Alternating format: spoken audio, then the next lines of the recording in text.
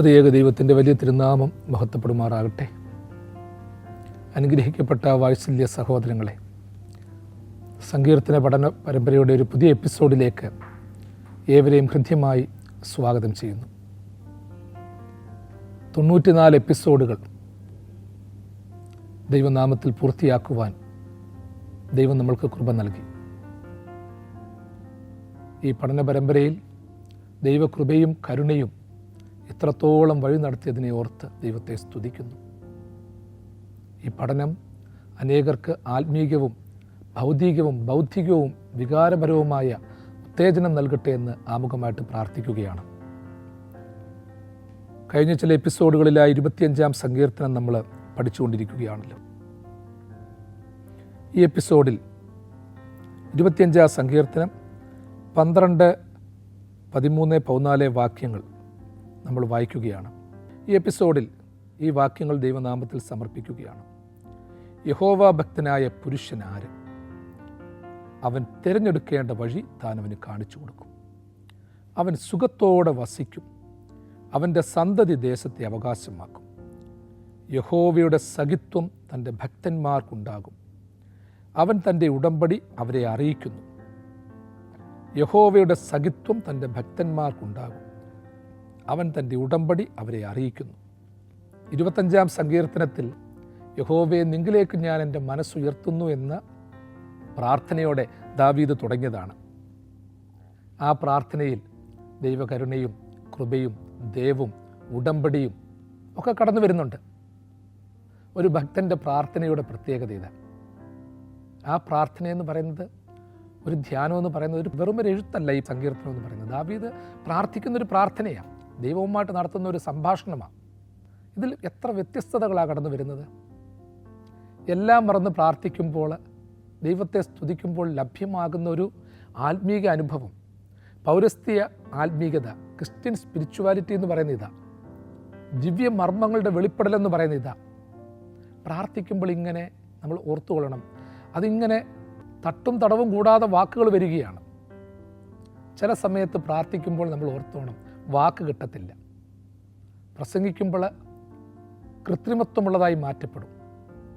ഇവിടെ നമ്മൾ ചിന്തിക്കേണ്ട ഒരു വലിയ സംഗതി എന്ന് പറയുന്നത് ഓർത്തോണം, പ്രാർത്ഥനയോടും വിശുദ്ധിയോടും നമ്മൾ ഓർത്തോണം.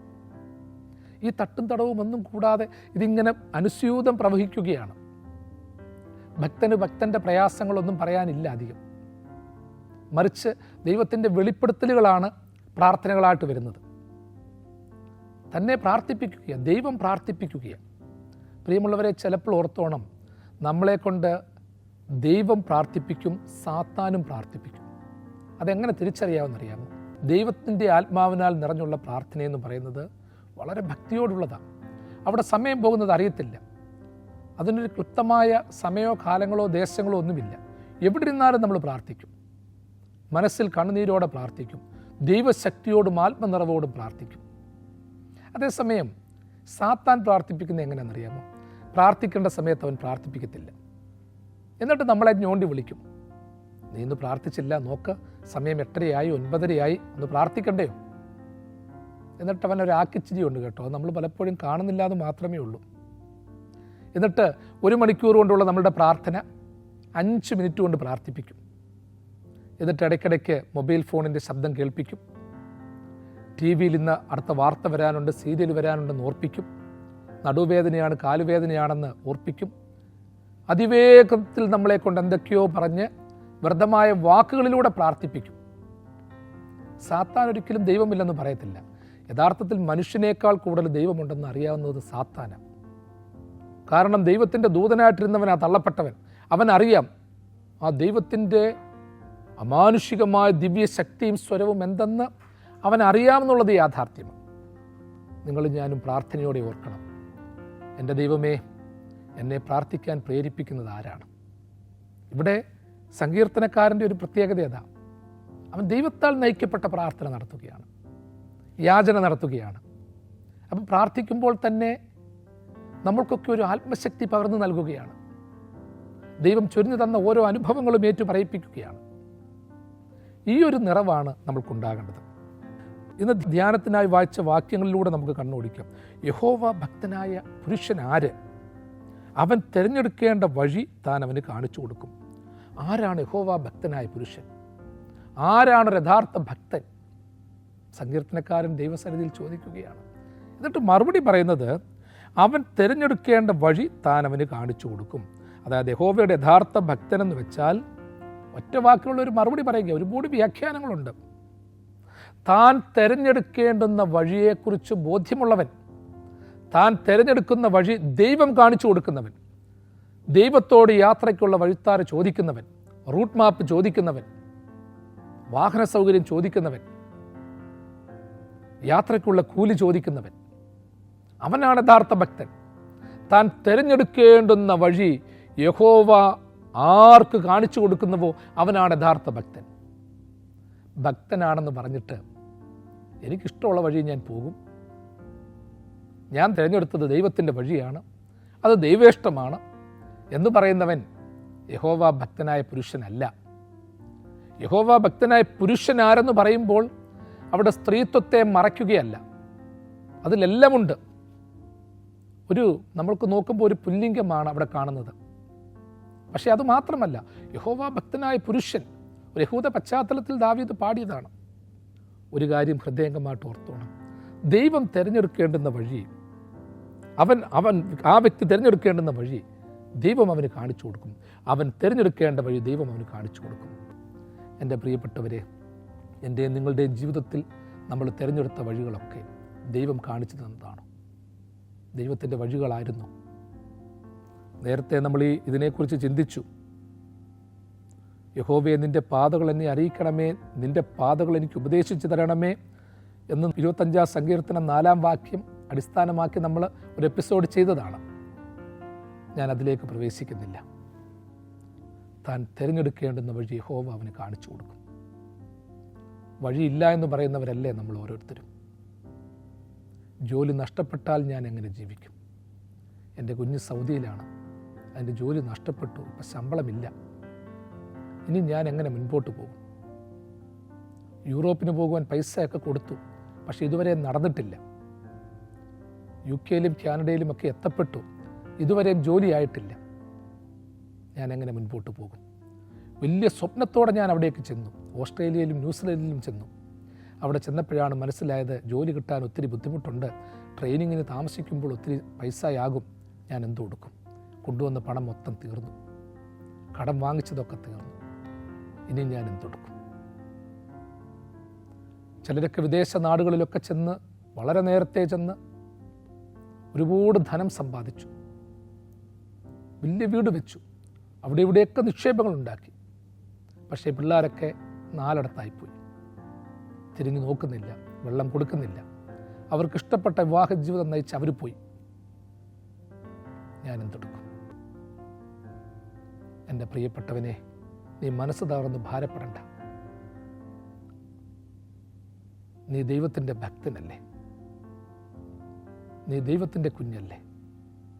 നീ ഭക്തനായ സ്ഥിതിക്ക് നീ തിരഞ്ഞെടുക്കേണ്ട ഇനിയത്തെ വഴി ദൈവം നിനക്ക് കാണിച്ചു തരും. ജീവിതത്തിൽ ചിലതൊക്കെ ഇങ്ങനെയാണ് പ്രിയപ്പെട്ടവരെ. തിരഞ്ഞെടുത്ത വഴിത്താരകളൊക്കെ ചിലപ്പോൾ ഇച്ചിരി പ്രശ്നങ്ങളൊക്കെ ആയി മാറിയാലും അവിടെ കൊണ്ട് തീരുന്നില്ല. ദൈവം കാണിച്ചു തരുന്ന ഒരു വഴിയിലൂടെ പോകണം. ദൈവം പറഞ്ഞ വഴിയിലൂടെ പോകാതെ അതിന് വിരുദ്ധമായ പാതയിൽ ടിക്കറ്റ് എടുത്ത് യാത്ര ചെയ്ത് പോയ യോനാ പ്രവാചകൻ പോയി വീണത് ഒരു വലിയ കുഴിയിലേക്ക്, ഒരു വലിയ കടൽ മത്സ്യത്തിൻ്റെ വയറ്റിലേക്കാണ് പോയത്, കടലാനയുടെ വയറ്റിലേക്കാണ് പോയത്. അവന് യാത്ര ചെയ്യുവാൻ ദൈവത്താൽ കൽപ്പിക്കപ്പെട്ട ഒരു ടിക്കറ്റ് ഉണ്ടായിരുന്നു. വേറെ പൈസ കൊടുത്തെടുക്കണ്ടായിരുന്നു നിനിവയിലേക്ക് പോകാൻ. തർശീസിലേക്ക് പോകാൻ അവൻ അവിടേക്ക് പോകുന്ന ഒരു കപ്പൽ കണ്ട് കാശ് കൊടുത്ത് ടിക്കറ്റ് എടുത്തു. അനുസരണക്കേട് കാണിക്കാനൊക്കെ ഇങ്ങനെ പ്രിയമുള്ളവരെ, സ്വന്തമായ ചിലവുകൾ ഒത്തിരിയുണ്ട്. ദൈവം നമുക്ക് ബുക്ക് ചെയ്ത ചില അനുഭവങ്ങളുണ്ട്. ആ ബുക്ക് ചെയ്ത അനുഭവങ്ങളെ മാറ്റി വെച്ചുകൊണ്ടാണ് നമ്മൾ പലപ്പോഴും മുൻപോട്ട് പോയിക്കൊണ്ടിരിക്കുന്നത്. എൻ്റെ നിങ്ങളുടെയും ജീവിതത്തിൽ ഹൃദയംഗമായിട്ട് ഓർത്തുകൊള്ളണം, താൻ തിരഞ്ഞെടുക്കേണ്ടുന്ന വഴി താൻ അവന് കാണിച്ചു കൊടുക്കും. എൻ്റെ നിങ്ങളുടെ മുൻപിലെ വഴികളൊക്കെ അടഞ്ഞിട്ടുണ്ടെങ്കിലും, ആരും മുൻപോട്ട് നയിക്കാനില്ലെങ്കിലും, ഒരു കാര്യം ഹൃദയംഗമായിട്ട് ചിന്തിക്കുക. ഭക്തനും മകനുമാണെങ്കിൽ ദൈവം വീണ്ടും ഒരു വഴി കാണിച്ചു തരും. എല്ലാം ജാമിലായി പോയിട്ടുണ്ടെങ്കിലും കടന്നു പോകുവാനൊരു വഴിത്താര ദൈവം തരും. ദൈവം ആത്മാവിൽ ഭക്തന്മാരെ ചിലയിടത്തൊക്കെ എത്തിച്ചിട്ടുണ്ട്. അവരുടെ കാലുകൾക്ക് വേഗം കൊടുത്തിട്ടുണ്ട്, കൈകൾക്ക് സ്ഥിരത കൊടുത്തിട്ടുണ്ട്. ആ ദൈവം ഇന്നുമുണ്ട്. നമ്മൾ തന്നെ ഒന്ന് ആലോചിച്ച് നോക്കിക്കോ. ചെയ്യേണ്ട സമയത്ത് ചിലതൊന്നും നമ്മൾ ചെയ്തിട്ടില്ല. ഒത്തിരി പരാജയം വന്നുകൂടിയിട്ടുണ്ട്. പക്ഷേ എന്നിട്ട് പോലും ചില പ്രത്യേക സമയത്തിൽ നമ്മൾ ചെയ്തതൊക്കെ അതിവേഗതയിലായിട്ടില്ലേ? ദൈവം വേഗതയിൽ നയിച്ചിട്ടില്ലേ? കരുണയിൽ നയിച്ചിട്ടില്ലേ? ആ ദൈവത്തിൻ്റെ കൃപ എന്നും നമ്മളോടൊപ്പമുണ്ട്. യഹോവാഭക്തനായ പുരുഷൻ ആരാണ്? യഹോവാഭക്തനായ മനുഷ്യന് ദൈവം അവൻ തിരഞ്ഞെടുക്കേണ്ടുന്ന വഴി കാണിച്ചു കൊടുക്കുന്നവനാണ്. അവൻ ആ വഴി തിരഞ്ഞെടുക്കും. ദൈവത്തോട് യാത്രയ്ക്കുള്ള നിർദ്ദേശങ്ങൾ തിരക്കും. എങ്ങോട്ട് പോകണം, എങ്ങോട്ട് വരണമെന്ന് ചിന്തിക്കും. വഴിയുടെ വലിപ്പമോ പളപളപ്പോ അല്ല നോക്കുന്നത്. ആരൊക്കെ കൂടുണ്ടെന്നല്ല നോക്കുന്നത്. ദൈവം കൂടുണ്ടോ എന്ന് മാത്രമാണ് നോക്കുന്നത്. എൻ്റെ പ്രിയപ്പെട്ടവനെ, പ്രിയപ്പെട്ടവളെ, ആരൊക്കെ ഉണ്ടോ എന്ന് നമ്മൾ നോക്കണ്ട ജീവിത വഴിത്താരയിൽ. എൻ്റെ ദൈവം എന്നോടൊപ്പം ഉണ്ടോ എന്ന് മാത്രം ചിന്തിച്ചാൽ മതി. ദൈവത്തിൻ്റെ കൃപയും കരുണയും എന്നോടൊപ്പം ഉണ്ടോ എന്ന് ചിന്തിച്ചാൽ മതി. ഈ ലോകത്തിൽ വലിയ കാര്യങ്ങൾ ചെയ്തിട്ടുള്ളവരൊക്കെ, വലിയ പ്രവർത്തനങ്ങൾ ചെയ്തിട്ടുള്ളവരൊക്കെ, സറാംപൂർ ട്രയോ, ത്രിമൂർത്തികൾ, സറാംപൂർ യൂണിവേഴ്സിറ്റി സ്ഥാപിച്ച അവിടെ സുവിശേഷം പറഞ്ഞ 3 പേരിൽ വില്യം കേരി, അദ്ദേഹം പറയുന്നത് attempt great things for God and expect great things from God. ദൈവത്തിന് വേണ്ടി വൻ കാര്യങ്ങൾ ചെയ്യുക. Attempt great things for God. വലിയ കാര്യങ്ങൾ ദൈവത്തിന് വേണ്ടി ചെയ്യണം. Expect great things from God. അല്ല, ചുമ്മാതല്ല, വലിയ കാര്യങ്ങൾ ദൈവത്തിന് വേണ്ടി ചെയ്തിട്ട് വലിയ കാര്യങ്ങൾ പ്രതീക്ഷിക്കുന്നേ. അതൊരു വലിയൊരു അനുഭവമാണ്. മിഷണറിമാർ, ഡേവിഡ് ലിവിങ്സ്റ്റൺ, ആഫ്രിക്കയുടെ ഇരുണ്ട വനാന്തരങ്ങളിലേക്ക് വിഷമൃഗങ്ങളെയും ഇഴജാതികളെയും പേടിക്കാതെ, പകർച്ചവ്യാധിയെ പേടിക്കാതെ അവൻ യാത്ര ചെയ്തു. ദൈവം അവന് കാണിച്ചു കൊടുത്ത ചില വഴിത്താരകളുണ്ട്. ശാസ്ത്രജ്ഞന്മാർക്കുണ്ട്. മാഡം ക്യൂറിയുടെയും പിയറി ക്യൂറിയുടെയും കഥ അങ്ങനെ തന്നെയാണ്. റേഡിയം കണ്ടുപിടിക്കാൻ അവർ അനുഭവിച്ച ത്യാഗങ്ങൾ ഒത്തിരിയാണ്. അവരുടെ ദൈവവിശ്വാസത്തെക്കുറിച്ചൊന്നും ഞാൻ പറയുന്നില്ല. ലക്ഷ്യത്തിലെത്തുവാൻ അവരനുഭവിച്ച ത്യാഗങ്ങളും നൊമ്പരങ്ങളും ഒത്തിരിയാണ്. ആ ത്യാഗങ്ങളും നൊമ്പരങ്ങളും അവരെ വ്യതിരിക്തരാക്കുന്നുണ്ട്. കർത്താവിൻ്റെ സുവിശേഷം പറഞ്ഞ അപ്പോസ്തലന്മാർ, പൗലോസ് ലീഹ മക്കദോന്യരുടെ അടുക്കലേക്ക് സുവിശേഷം പറയാൻ പോകുന്നതിന് മുമ്പായിട്ട് ഒരു പുരുഷൻ കൈനീട്ടി അവിടേക്ക് സുവിശേഷം പറയുന്നതിൻ്റെ പ്രാധാന്യത്തെക്കുറിച്ച് സ്വപ്നത്തിലൂടെ ദൈവത്തിൻ്റെ അരുളപ്പാടുണ്ടായതുപോലെ, അവിടേക്ക് വിളിച്ചതുപോലെ എൻ്റെയും നിങ്ങളുടെയും ജീവിതത്തിലും ഉണ്ടാകും. വീണ്ടും പറയുന്നു, യഹോവാഭക്തനായ പുരുഷൻ സുഖത്തോടെ വസിക്കും, അവൻ്റെ സന്തതി ദേശത്തെ അവകാശമാക്കും. അവൻ സുഖത്തോടെ വസിക്കുമെന്നാണ് പറയുന്നത്. ഹീബ്രു ഭാഷയിലെ ഈ സുഖത്തോടെയുള്ള വസിക്കുമെന്നുള്ള വ്യാഖ്യാനം ഭൗതിക സുഖമല്ല. യഹോവാഭക്തനായ പുരുഷൻ സുഖത്തോടെ വസിക്കും. അവൻ മക്കളെയും കൊച്ചുമക്കളെയും ഒക്കെ കാണും, തലമുറകളെ കാണും. ശത്രുക്കളോട് സംസാരിക്കുമ്പോൾ ലജ്ജിച്ചു പോകയില്ല. ഇതൊക്കെ തിരുവചനം പഠിപ്പിക്കുന്നുണ്ട്. നമ്മൾ ഓർത്തോണം, ലോകത്തിൻ്റെ സുഖവും ദൈവത്തിൻ്റെ സുഖവും വേറെയാണ്. The pleasure of God and the pleasure of the world, ഇത് രണ്ടും വ്യത്യസ്തമാണ്. ലോകത്തിൻ്റെ സുഖം അനുഭവിക്കുന്നവന് ദൈവത്തിൻ്റെ സുഖം അനുഭവിക്കാൻ പറ്റത്തില്ല. ലോകത്തിൻ്റെ മരീചിക കണ്ട് മയങ്ങുന്നവന് ദൈവത്തിൻ്റെ യാഥാർത്ഥ്യത്തിലേക്ക് പ്രവേശിക്കാൻ പറ്റത്തില്ല. ഇത് നമ്മൾ ഹൃദയംഗമായി ചിന്തിക്കണം, ആലോചനാപരമായി ചിന്തിക്കണം, കണ്ണീരോടെ ചിന്തിക്കണം. എൻ്റെ വാത്സല്യമുള്ള സഹോദരങ്ങളെ, യഹോവാഭക്തനായ പുരുഷൻ സുഖത്തോടെ വസിക്കും. 4-ാം സങ്കീർത്തനം അവസാന വാക്യത്തിൽ പറയുന്നു, ഞാൻ സമാധാനത്തോടെ കിടന്നുറങ്ങും. നീയല്ലോ യഹോവ എന്നെ നിർഭയം വസിക്കുമാറാക്കുന്നത്. അവൻ സമാധാനത്തോടെ വസിക്കും. ദൈവസന്നിധിയിൽ സമാധാനത്തോടും സംതൃപ്തിയോടും അവൻ വസിക്കും. അവൻ്റെ സന്തതി ദേശത്തെ അവകാശമാക്കും. എൻ്റെ പ്രിയമുള്ളവരെ, സമാധാനത്തോടെ വസിക്കണമോ? സ്വസ്ഥതയോടെ വസിക്കണമോ? സന്തതി ദേശത്തെ അവകാശമാക്കണമോ?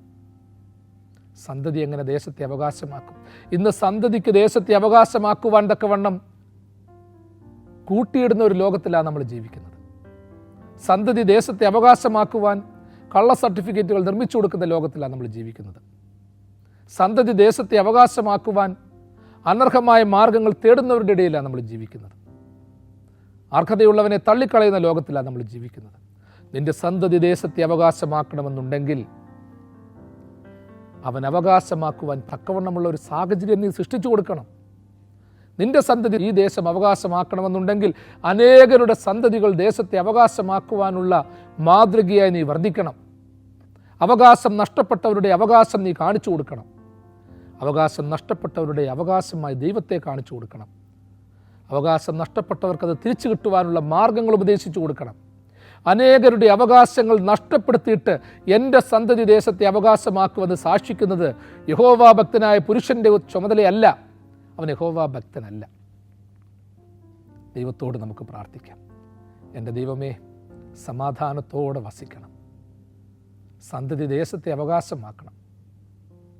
അവകാശമാക്കുക എന്ന് പറയുമ്പോൾ ആ ദേശത്തുള്ളവരെയൊക്കെ അവകാശമാക്കുക. യഹോവയായ ദൈവം നിൻ്റെ അവകാശമാകുന്നു, നിനക്ക് ഗോത്ര സംവിധാന പ്രകാരമുള്ള ഭൂമി വേണ്ട എന്ന് ലേവ്യനോട് പറഞ്ഞെങ്കിൽ ദൈവം അവകാശമായിരിക്കുന്നവന് എന്തിന് ലോകത്തിൻ്റെ അവകാശം? അവൻ്റെ സന്തതി ദേശത്തെ അവകാശമാക്കുമെന്ന് പറയുമ്പോൾ ഭൗതികത മാത്രമല്ല, സമ്പത്ത് മാത്രമല്ല, ജോലി കാര്യങ്ങൾ മാത്രമല്ല, ഭാഷാസിദ്ധികൾ മാത്രമല്ല, അതിശയത്തിൻ്റെതായ അനുഭവങ്ങൾ മാത്രമല്ല. അതൊക്കെ അതിൻ്റെ ഭാഗമായിട്ട് വരാം. അതിനേക്കാളൊക്കെ ഉപരിയായിട്ട് സന്തതിക്ക് കിട്ടാൻ പോകുന്ന ചില നന്മകളൊക്കെ ഉണ്ട്, കരുതലുകളും കരുണകളുമൊക്കെ ഉണ്ട്. ഇന്ന് സമ്പത്ത് മാത്രം അവകാശമാക്കുന്ന ഒരു തലമുറ ഇന്ന് ലോകത്തിൽ വളർന്നു വരികയാണ്. വേൾഡ്ലി പ്ലഷേഴ്സ് തേടുന്ന ഒരു തലമുറ, ലോകസുഖം തേടുന്ന ഒരു തലമുറ വർദ്ധിച്ചു വരികയാണ്.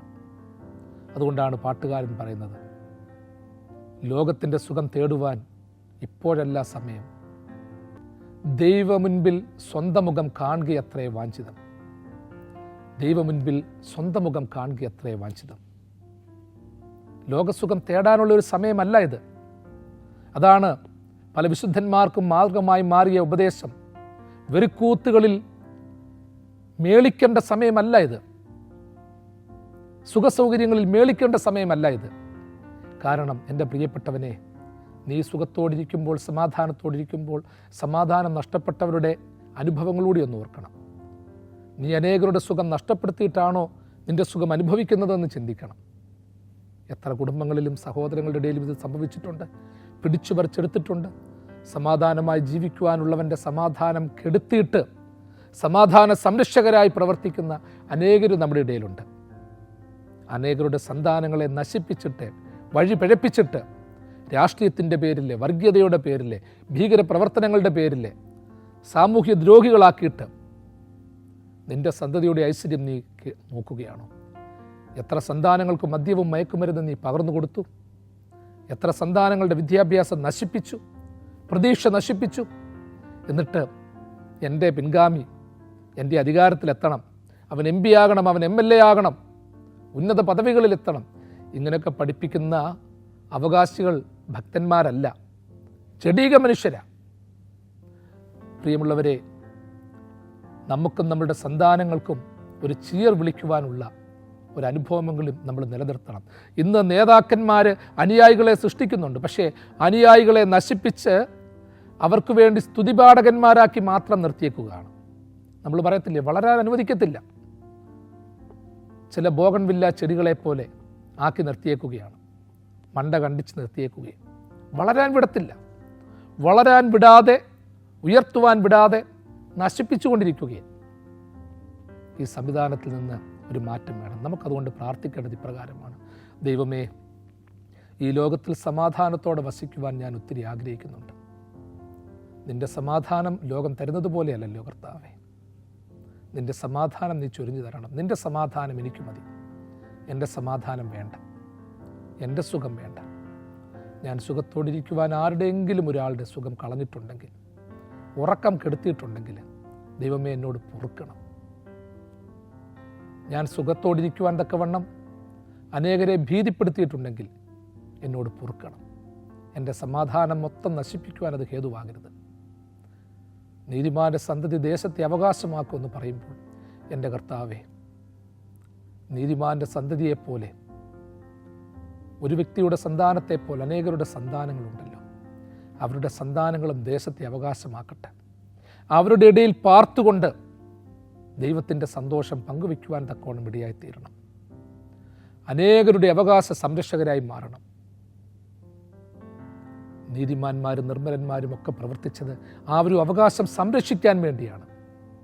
നമ്മൾ നേടിയെടുത്തവ സംരക്ഷിക്കാൻ എന്ന് പറയാറുണ്ട്, അവകാശങ്ങൾ നേടിയെടുക്കാൻ എന്ന് പറയാറുണ്ട്. ആയതുപോലെ തന്നെ ദൈവകൃപയിൽ നിറഞ്ഞവരായി തീരുമ്പോൾ ഒരു വലിയ പൂർണ്ണത എനിക്ക് നിങ്ങൾക്കും കിട്ടും. ആ പൂർണ്ണതയുടെ മറവ് നാം പ്രാപിക്കണം. വീണ്ടും പറയുന്നു, യഹോവയുടെ സഖിത്വം തൻ്റെ ഭക്തന്മാർക്കുണ്ടാകും, അവൻ തൻ്റെ ഉടമ്പടി അവരെ അറിയിക്കുന്നു. യഹോവയുടെ സഖിത്വം തൻ്റെ ഭക്തന്മാർക്കുണ്ടാകും, അവൻ തൻ്റെ ഉടമ്പടി അവരെ അറിയിക്കുന്നു. യഹോവയുടെ സഖിത്വം തൻ്റെ ഭക്തന്മാർക്കുണ്ടാകും. എങ്ങനെയാണ് യഹോവയുടെ സഖിത്വം തൻ്റെ ഭക്തന്മാർക്കുണ്ടാകുന്നത്? യഹോവയുടെ സഖിത്വം എന്താണ്? അതായത് യഹോവയുടെ ഒരു കൂട്ട്. ദാവീദ് പറഞ്ഞ് ആത്മീയതയുടെ ഒരു പ്രത്യേക ലെവലിലെത്തുകയാണ്.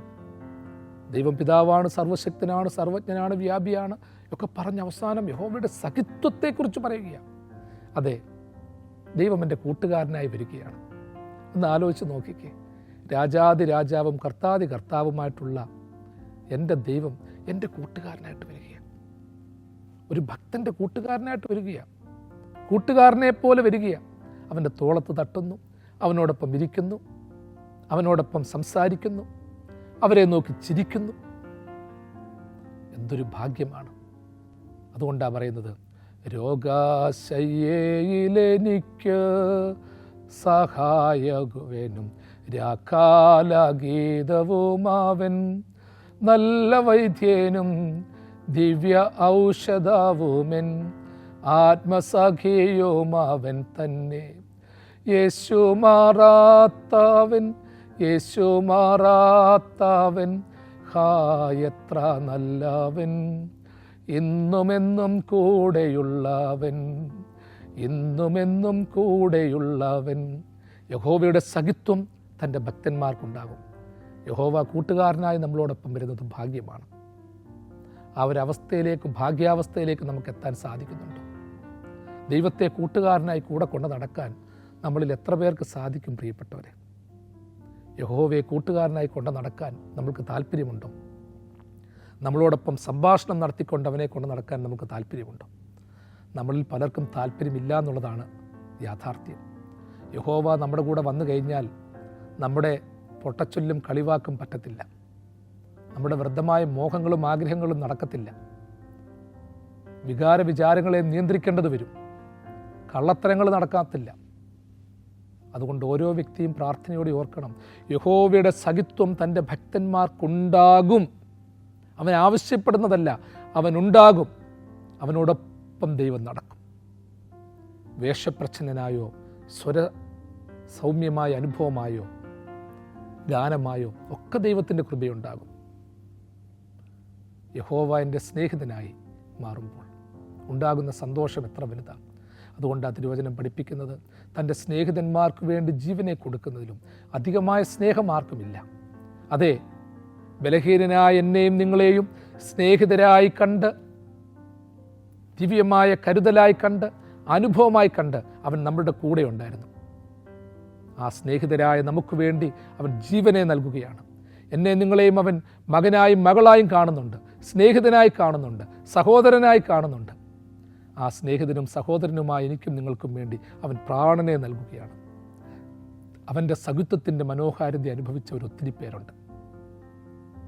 ചിലർ പറഞ്ഞിട്ടില്ലയോ, ഉറക്കളിച്ചിരുന്ന് പ്രാർത്ഥിക്കും, എല്ലാവരെയും അനുഗ്രഹിക്കും, എല്ലാവരുടെയും ആവശ്യങ്ങളിൽ ഇടപെടും, എന്തു പ്രതിസന്ധി ഉണ്ടെങ്കിലും ഓടിച്ചെല്ലും, ഉള്ളതൊക്കെ മറ്റുള്ളവർക്ക് കൊടുക്കാൻ സന്നദ്ധരാകും, അവനവൻ്റെ പ്രയാസങ്ങളെ മറന്നുപോകും.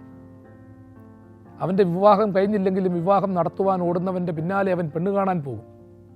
പിള്ളേരില്ലെങ്കിലും പിള്ളേരില്ലാത്തവനെയും കൊണ്ട് ചികിത്സിക്കാൻ ഓടും. തൻ്റെ കൂട്ടുകാരൻ്റെ ഒരു കുഞ്ഞിനെ ലഭിക്കുമ്പോൾ അവനതിനെ ഉണ്ണാനും ഉറക്കാനും നടക്കും. സന്തോഷത്തോടെ അസൂയയില്ലാതെ ആ കുഞ്ഞിന് ചുംബനം കൊടുക്കാൻ തുടങ്ങും. അങ്ങനെയൊക്കെ ഉള്ളവരെ കണ്ടാൽ ദൈവത്തിന് കണ്ണടയ്ക്കാൻ പറ്റുമോ പ്രിയമുള്ളവരെ? എന്തെങ്കിലും ആർക്കെങ്കിലുമൊക്കെ കിട്ടുമ്പോൾ ദൈവത്തെ നിന്ദിച്ച് എനിക്ക് തന്നില്ലല്ലോ എന്ന് പറഞ്ഞ് ദൈവത്തെ അപഹസിക്കുന്നവനോട് ദൈവത്തിന് എങ്ങനെ ഇടപെടാൻ പറ്റുന്നത്? ചിലതൊക്കെ ടെസ്റ്റ് ഡോസുകളാണ് എൻ്റെ പ്രിയപ്പെട്ടവരെ. ഞാൻ എപ്പോഴും ഓർപ്പിക്കുന്ന ഒരു കാര്യമാണ്, ദൈവം നമുക്ക് ചിലതൊക്കെ അല്പം താമസിച്ച് തരും. പക്ഷേ ആ താമസിച്ച് തരുന്നതിൻ്റെ ചില പ്രത്യേകതകൾ ദൈവം മറ്റുള്ളവർക്ക് കൊടുത്തപ്പോൾ എൻ്റെയും നിങ്ങളുടെയും മനസ്സ് ഏത് രീതിയിൽ പോയെന്ന് തിരിച്ചറിയാനുള്ള ഒരു അനുഭവമാണ്. ആ അനുഭവങ്ങളൊക്കെ വരുമ്പോൾ ദൈവത്തെ സ്തുതിക്കുന്നവന് ദൈവം എല്ലാം കൊടുക്കും. അതുകൊണ്ടാണ് ചിലരുടെയൊക്കെ സന്തോഷ അനുഭവങ്ങളിൽ നമ്മൾ പോകണം. സന്തോഷിക്കുന്നവരോടൊപ്പം സന്തോഷിക്കണം, ദുഃഖിക്കുന്നവരോടൊപ്പം ദുഃഖിക്കണം. ഇന്ന് സന്തോഷിക്കുന്നവരോടൊപ്പം ദുഃഖിക്കുകയും ദുഃഖിക്കുന്നവരോടൊപ്പം സന്തോഷിക്കുകയും ചെയ്യുന്ന ഒരു തലത്തിലാണ് നിങ്ങൾ ഞാനുമൊക്കെയായി മാറിയിരിക്കുന്നത്. ഹൃദയംഗമായിട്ട് വീണ്ടും പറയട്ടെ, ഒരു യഥാർത്ഥ സുഹൃത്തിനെ പോലെ എല്ലാം മറന്ന് എൻ്റെ ദൈവം എനിക്ക് കൂട്ടുകാരനായിട്ട് വരികയാണ്, കൂട്ടുകാരിയായിട്ട് വരികയാണ്. ആ ദൈവത്തെ പോലെ വലിയവനാരുണ്ട്? ആ സ്നേഹവാനെ പോലെ വലിയവനാരുണ്ട്? ആ ദൈവത്തെയാണിന്ന് ഈ ലോകത്തിന് നമ്മൾ കാണിച്ചു കൊടുക്കേണ്ടത്. ആ സ്നേഹത്തെയാണ് ലോകത്തിന് കാണിച്ചു കൊടുക്കേണ്ടത്. യഹോവയുടെ സഖിത്വം തൻ്റെ ഭക്തന്മാർക്കുണ്ടാകും. ആവർത്തിച്ച് നമ്മൾ കാണാതെ പറഞ്ഞുകൊണ്ടിരിക്കണം. യഹോവയുടെ സഖിത്വം തൻ്റെ ഭക്തന്മാർക്കുണ്ടാകും. യഹോവയിലെ സ്നേഹിതനെ കാണുവാനും യഹോവയിലെ സഹോദരനെ കാണുവാനും എൻ്റെ ദൈവത്തിലെ മാതാവിനെയും പിതാവിനെയും കാണുവാനും നമുക്കിടയാകുമ്പോൾ അവൻ നമ്മളുടെ മുൻപാകെ കൈക്കുഞ്ഞായി അവതരിക്കും. അതേ പ്രിയമുള്ളവരെ, കന്യക മറിയാമിൻ്റെ കയ്യിലേക്ക് ഒരു കുഞ്ഞിനെ പോലെ അവതരിച്ച ദൈവം, ജോസഫിൻ്റെ മുൻപാകെ കുഞ്ഞിനെ പോലെ അവതരിച്ച ദൈവം എൻ്റെ നിങ്ങളുടെ മുൻപാകെ അവതരിക്കും. ദൈവം തൻ്റെ വലങ്കരം നീട്ടി നിങ്ങളെല്ലാവരെയും സദാകാലവും വാഴ്ത്തി അനുഗ്രഹിക്കുമാറാകട്ടെ.